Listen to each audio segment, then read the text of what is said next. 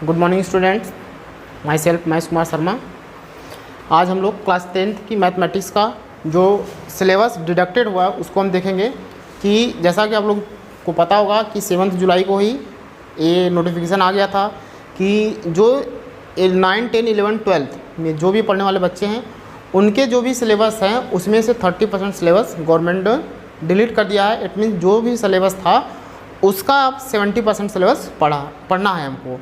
But बहुत सारे students का ये कन्फ्यूजन था या डाउट था कि किस चैप्टर का कौन सा टॉपिक डिलीट हुआ है या किस चैप्टर का कौन सा टॉपिक हमको पढ़ना है। इसमें बहुत सारे लोगों को डाउट था। तो ऐसे ही बहुत लेट हो चुके हैं, जैसे 7 जुलाई को ही आउट हो चुका था, आज 6 अगस्त है, तो 1 महीने लगभग हो गया। लेकिन बहुत सारे लोगों का डाउट था, वो डाउट क्लियर नहीं हो रहा था। तो आज इस पर हम एक वीडियो बना रहे हैं जो कि क्लास 10th की मैथमेटिक्स की जो डिडक्टेड पोर्शन है, इट मीन्स मैथ में क्या क्या चीज़ें डिडक्ट हुई है उसको हम एक यूनिट वाइज और चैप्टर वाइज, टॉपिक वाइज तीनों बताएंगे कि क्या क्या चीज़ें हैं।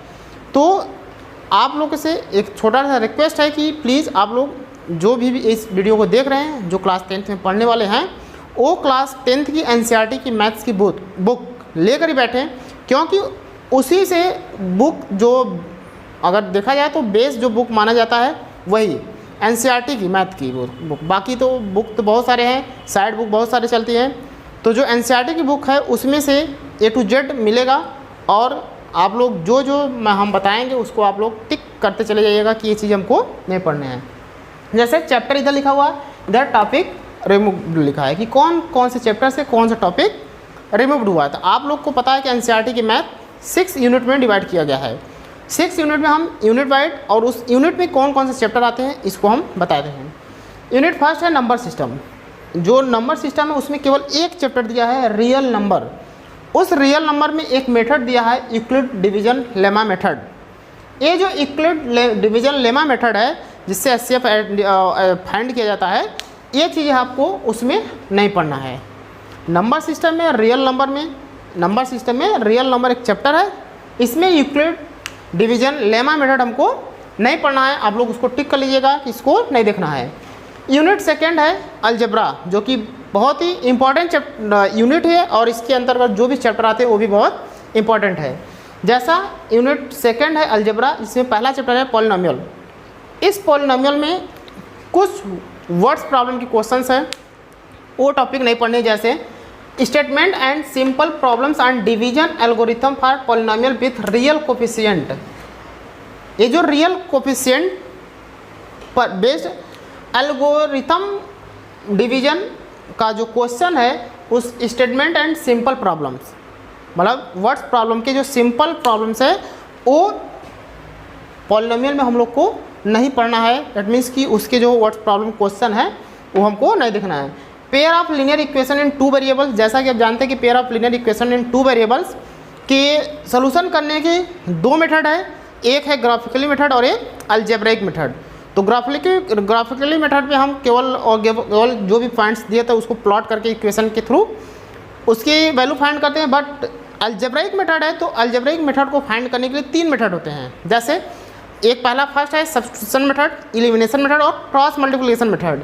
तो pair of linear equation in 2 variable में ये जो क्रॉस मल्टीप्लिकेशन मेथड है थर्ड वाला, ये मेथड ही पूरी गायब है।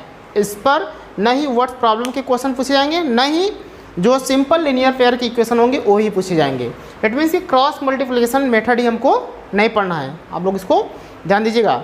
नेक्स्ट है क्वाड्रेटिक इक्वेशन, जो कि बहुत ही इंपॉर्टेंट क्वेश्चन चैप्टर है। क्वाड्रेटिक इक्वेशन में situational problems based on equation reducible to quadratic equation. जो सिचुएशनल प्रॉब्लम्स के क्वेश्चन है इक्वेशन बेस्ड, ये नहीं पढ़ना। अब सिचुएशनल प्रॉब्लम्स बेस्ड क्वेश्चन क्या होते हैं, जैसे जो सिचुएशन के अकॉर्डिंग मेरा इंक्रीज और डिक्रीज करता है। जैसे कि 5 चेयर और 2 टेबल्स के जो कास्ट प्राइस है इतना है और 2 टेबल्स 5 चेयर के जो कास्ट है कुछ इतना है। कुछ इस तरह के क्वेश्चंस होते हैं जो सिचुएशनल बेस्ड, मतलब जैसा जैसा सिचुएशन चेंज होगा वैसा वैसा उसका वैल्यू भी क्या होती है, चेंज होती है। तो उस तरह के जो वर्ड्स प्रॉब्लम क्वेश्चन है उसको हमको क्वाड्रेटिक इक्वेशन में क्या करना है, नहीं पढ़ना है, वो हमारे यहाँ से डिलीट हुआ है। ठीक, नेक्स्ट है अरिथमेटिक प्रोग्रेशन, जो कि इस पूरे अलजेब्रा में अगर मेरे हिसाब देखा जाए तो most important chapter arithmetic progression ये है, जो कि बहुत ही इंटरेस्टेड है और बहुत अच्छा चैप्टर है। इसमें जो application in solving daily life problems based on sum of inner term, मतलब कि जो वर्ड्स प्रॉब्लम के क्वेश्चन है सम ऑफ इनर टर्म का, वो क्वेश्चंस नहीं आएगा। Sum of inner term find करने के लिए आ सकता है problem based question, but sum of inner term problem based question नहीं आएगा, नहीं बोर्ड में पूछा जाएगा, नहीं आपको पढ़ना है, तो इसको आप लोग देख लीजिएगा। यूनिट थर्ड है कोऑर्डिनेट ज्योमेट्री। अब कोऑर्डिनेट ज्योमेट्री बहुत ही इंपॉर्टेंट चैप्टर ए भी है यूनिट थर्ड में। कोऑर्डिनेट ज्योमेट्री जो थर्ड यूनिट है, इसमें एक ही चैप्टर है कोऑर्डिनेट ज्योमेट्री। जो कोऑर्डिनेट ज्योमेट्री है, इस पूरे कोऑर्डिनेट ज्योमेट्री में एक इम्पॉर्टेंट चैप्टर यह है, और स्टूडेंट्स का बहुत ज़्यादा कन्फ्यूजन इसमें भी होता है।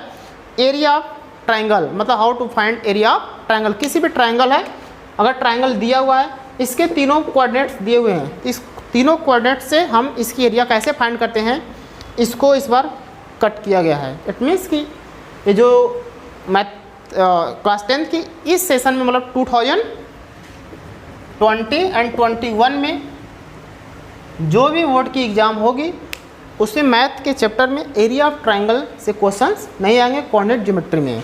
आई होप कि इतना आप लोग को समझ में आया होगा। आगे हम नेक्स्ट यूनिट और नेक्स्ट चैप्टर की बात करते हैं।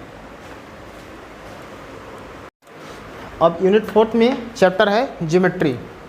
यूनिट फोर्थ में जो है चैप्टर, उसमें एक ही दिया है ज्योमेट्री में जो है उसमें ट्रायंगल है, सर्कल है, कंस्ट्रक्शन है। अब इस तीन टॉपिक में देखना, तीन चैप्टर में देखना आपको हमको क्या क्या चीज़ें देखनी है। तो जो यूनिट फोर्थ है उसमें ज्योमेट्री का, उसमें ट्रायंगल में ये जो दो थ्योरम है, इस दोनों थ्योरम को आपको डिलीट करना है। इट मीन्स इसको नहीं पढ़ना है। यहाँ लिखा हुआ है proof of the following theorems are deleted, मतलब ये जो दो थ्योरम्स है ये इस बार से डिलीट हुआ है इस सेशन में।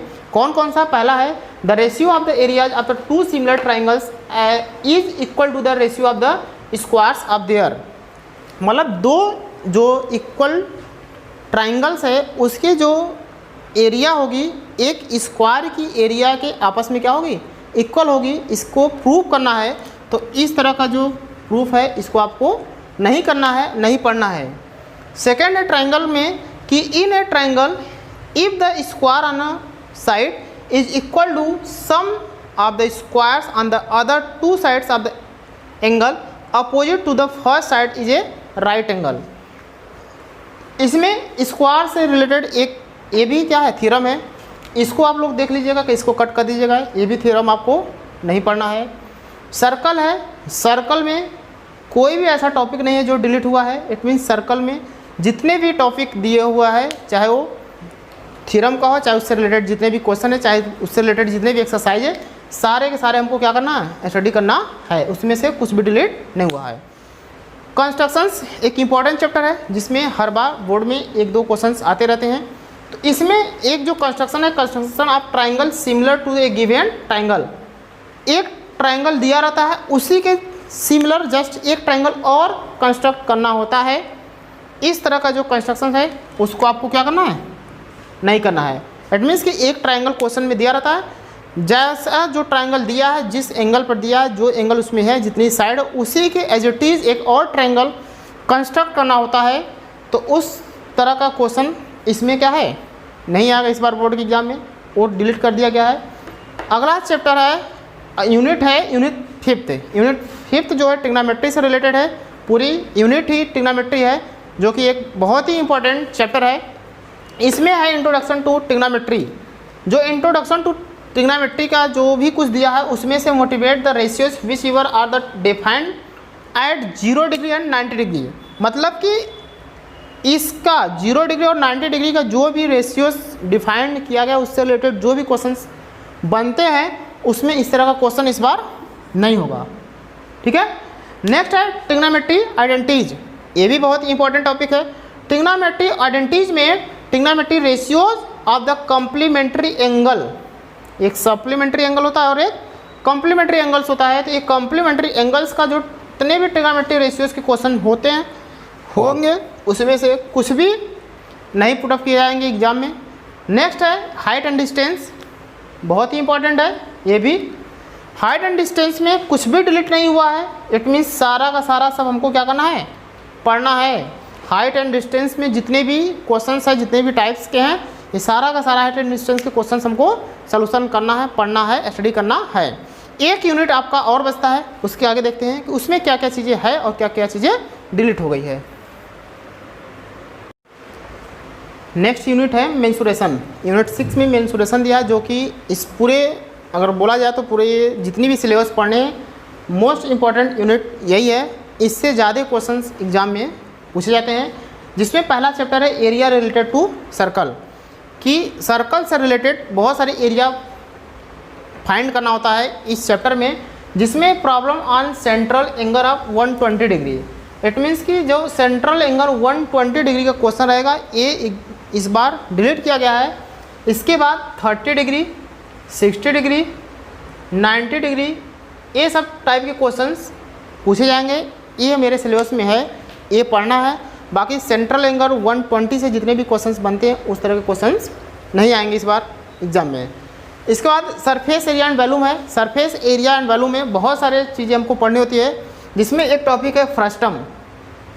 फ्रस्टम में फ्रस्टम ऑफ ए कोन, कोन जो फ्रस्टम शेप में होता है उससे रिलेटेड जो भी क्वेश्चंस बनते हैं ये नहीं पढ़ना है, ठीक है।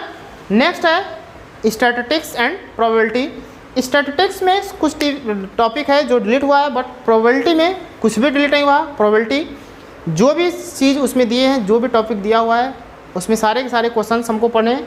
इट मीन्स कि होल चैप्टर स्टडी करनी है। स्टैटिस्टिक्स में दो टॉपिक है, step deviation methods of for the finding the mean. मतलब मीन फाइंड करने का एक मेथड है step deviation method. Step deviation method से मीन हम कैसे फाइंड करते हैं, इस बार इसको रिमूव किया गया है इस सेशन के लिए। इट मीन्स कि इससे क्वेश्चंस एग्जाम में नहीं आएंगे। एक है क्युमुलेटिव फ्रीक्वेंसी ग्राफ। ये जो क्युमुलेटिव फ्रीक्वेंसी का ग्राफ रिप्रेजेंट करता हो या ग्राफ प्लॉटिंग होती है, ये चीज़ हमको इसमें नहीं पढ़नी है। बाकी प्रोबेबिलिटी में पूरी चैप्टर हमको पढ़ना है। इसमें बताया गया कि नो डिलीट, कुछ भी डिलीट नहीं है। इस तरह से जो क्लास 10 की मैथमेटिक्स थी, जो भी पूरे चैप्टर में जो भी टॉपिक डिलीट हुआ है उसको मैंने एक एक करके बता दिया, एक एक चैप्टर का एक एक टॉपिक बता दिया। आई होप कि आप लोग को ये समझ में आ गया होगा। जो भी चीज़ें अगर नहीं भी समझ में आती है तो प्लीज़ आप लोग कमेंट बॉक्स में कमेंट कर सकते हैं, मैं उसका सलूशन आपको उसी कमेंट बॉक्स में दे सकता हूँ। Thank you so much.